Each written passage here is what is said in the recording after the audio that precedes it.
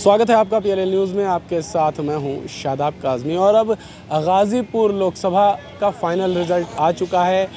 अफ़ज़ाल अंसारी की जीत की घोषणा हो चुकी है। आपको बता दूं, अफ़ज़ाल अंसारी गाज़ीपुर लोकसभा से समाजवादी पार्टी के उम्मीदवार थे और अफ़ज़ाल अंसारी अब जीत चुके हैं चुनाव। अफ़ज़ाल अंसारी को कुल 5,39,912 मत मिले हैं और 1,24,861 मतों से चुनाव जीते हैं गाज़ीपुर लोकसभा से अफ़ज़ाल अंसारी।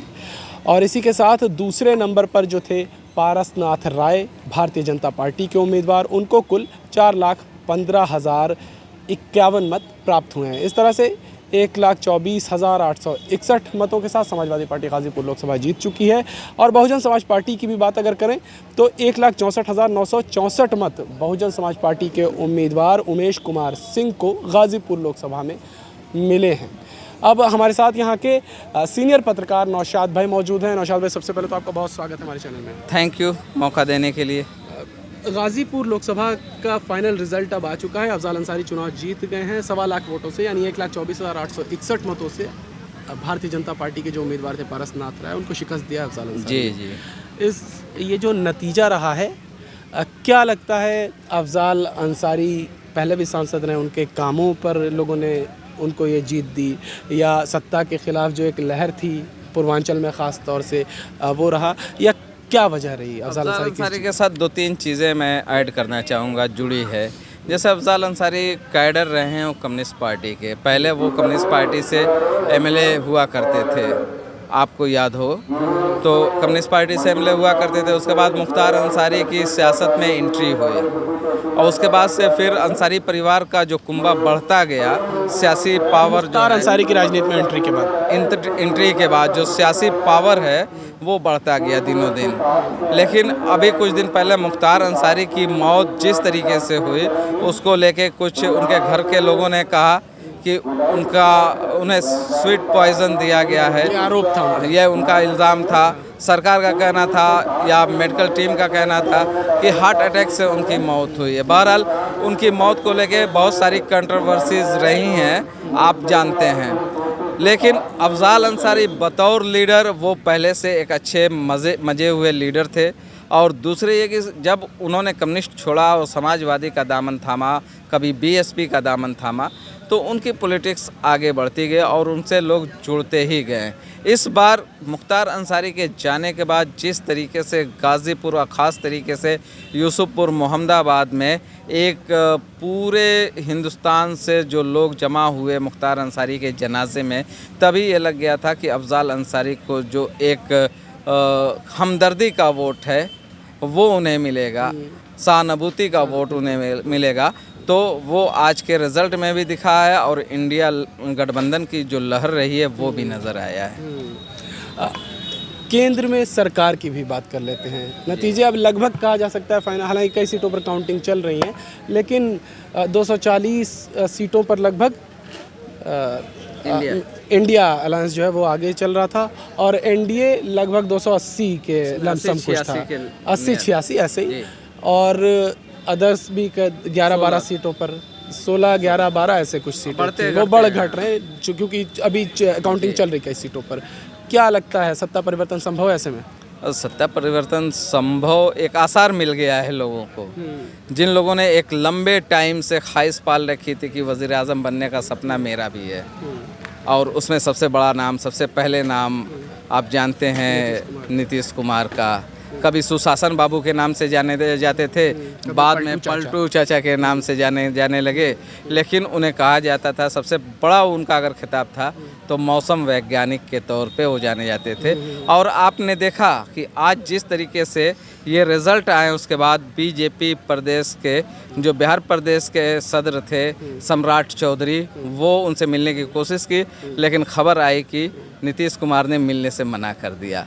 तो आप इशारा समझ सकते हैं कि उनका क्या मकसद होगा और कब वो अपने पत्ते खोलेंगे। और खबरें ये भी हैं कि विपक्ष की तरफ से ऑफर्स भी जा रहे हैं नीतीश कुमार। जी बिल्कुल जा रहे हैं। और राहुल गांधी ने साफ तरीके से कर दिया कि मतलब हमारा जो सारी पार्टियों के खिलाफ नहीं था, जो अहंकार में डूबे हुए थे जो लोग, जिन लोगों ने ईडी, सीबीआई और सारे इंस्टीट्यूट को हायर कर लिया था, उनके खिलाफ था। और लोग अगर आना चाहते हैं तो उनका साफ इशारा है कि वो परिवर्तन की एक सरकार बनाने की कोशिश कर रहे हैं। बिल्कुल, बहुत धन्यवाद। तो ये थे नौशाद भाई हमारे साथ, जिन्होंने तमाम जो मुद्दे थे और जो तमाम पॉइंट्स थे उन पर हमने नौशाद भाई के साथ चर्चा किया और जो जानकारियाँ उनसे मिली वो आप तक पहुँचा रहे हैं हम।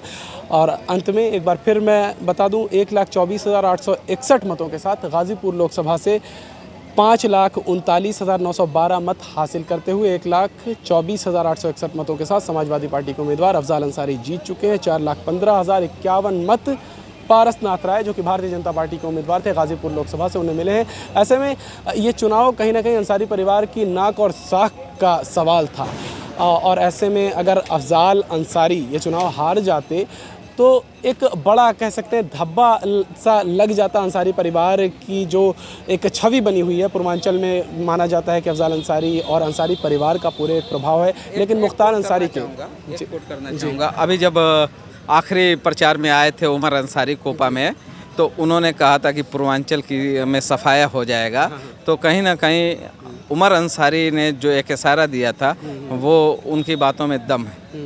मतलब अंसारी परिवार जो दावा करता है, और जाहिर सी बात है असर देखा गया है, अंसारी परिवार का किस तरह का प्रभाव खासकर पूर्वांचल की कई सीटों पर है वो देखा गया है, वो कायम है। बिल्कुल, हाँ, क्योंकि अगर उनके फेवर का गया है तो लोग ये कह सकते हैं, जैसे मोदी जी क्रेडिट लेते हैं, अगर जीतते हैं तो हारते हैं तो क्रेडिट नहीं लेते हैं, दूसरे पे मर देते हैं। नहीं, विपक्ष ने भी अंसारी परिवार का फायदा उठाने का तो पूरा प्रयास किया और कहीं ना कहीं उठाया भी। अखिलेश यादव उन्होंने दिया। नहीं तो आपको याद होगा, मैं कहूँगा तो थोड़ा सा हो सकता है कि नागवार किसी को लगे, सबसे पहले अगर मुख्तार अंसारी की मुखालफत किसी ने की थी तो अखिलेश यादव ने की थी, जिसकी वजह से समाजवादी दो टुकड़े हुई थी। याद है ना, शिवपाल चाचा ने ज्वाइन करवाया था, जब बसपा से चुनाव लड़े थे, शिवपाल चाचा ने ज्वाइनिंग करवाया था, तो शिवपाल सिंह को भी अलग से एक पार्टी बनानी पड़ी थी। वो रिजल्ट था, लेकिन जब जान गए कि अंसारी परिवार के बगैर हमारा उत्तर प्रदेश में नुकसान होगा तो फिर उनको समझ में आई और अंसारी परिवार को उन्होंने टिकट दिया। वाकई।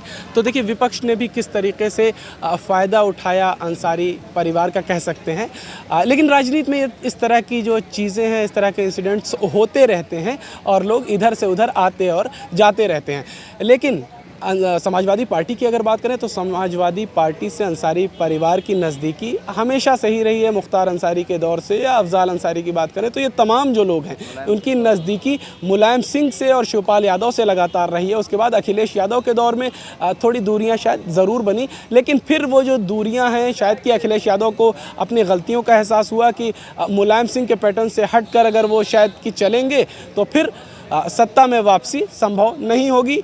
और ऐसे में अंसारी परिवार को साटा अखिलेश यादव ने और समाजवादी पार्टी ने। उसके बाद पूर्वांचल में किस तरीके के नतीजे सामने आए, अंसारी परिवार का भी जो दावा था कि पूर्वांचल से एनडीए का और भारतीय जनता पार्टी का सफाया हो जाएगा, तो वो सफाया कहीं ना कहीं होता हुआ भी नज़र आ रहा है। गोरखपुर और बनारस के अलावा जो सीटें हैं वो पूर्वांचल में सारी सीटों पर लगभग समाजवादी पार्टी ने जीत दर्ज कराई और अच्छी मार्जिन के साथ जीत दर्ज कराई। और अंसारी परिवार का भी जलवा कहीं ना कहीं कायम नज़र आया, क्योंकि मुख्तार अंसारी की मौत के बाद ये भी एक देखा जा रहा था कि कितना असर बाकी रहता है। क्या जो जनाधार है वो केवल मुख्तार अंसारी का या अंसारी परिवार का उस तरीके का जो एक वोट बैंक पे कब्ज़ा था वो कायम रहता है या नहीं। लेकिन जो तस्वीरें सामने आई वो आपने देखा। फिलवक्त का जो रिज़ल्ट था वो मैंने आपको बताया। वीडियो अच्छा लगा तो लाइक और शेयर ज़रूर करें। चैनल पर नए हैं तो चैनल को सब्सक्राइब कर लीजिए। धन्यवाद।